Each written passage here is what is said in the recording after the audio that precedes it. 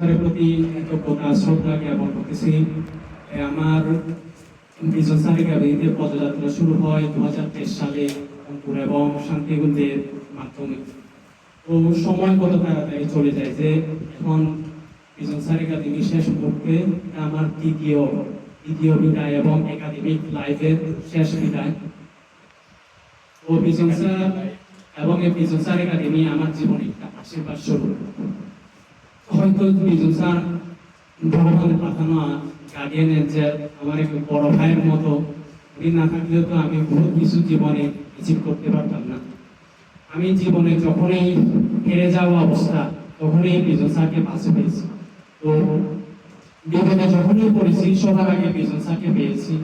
তো আমার খারাপ সময়গুলোতে যখন কেউ আমার খারাপ সময় পাশে ছিল না, আমার খারাপ সময়গুলো প্রতি কয়েকজন যারা জানে তাদের মধ্যে বিজন স্যারের নাম সবচেয়ে উপরে।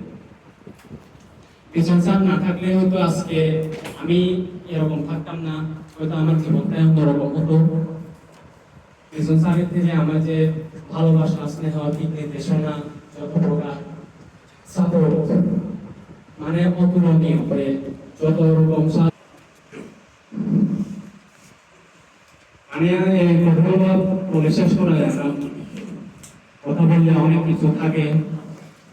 বিজন স্যারের প্রতি আমি চিরজীবন কৃতজ্ঞ রেখে থাকবো।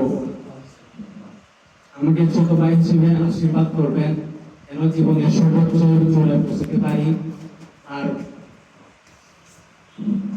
আমার থেকে যদি কিছু ভুল হয়ে থাকে ক্ষমা স্বরূপ দেখবেন, ক্ষমা দৃষ্টিতে দেখবেন। ধন্যবাদ সবকিছুর জন্য শ্রদ্ধেয় বিজন স্যার।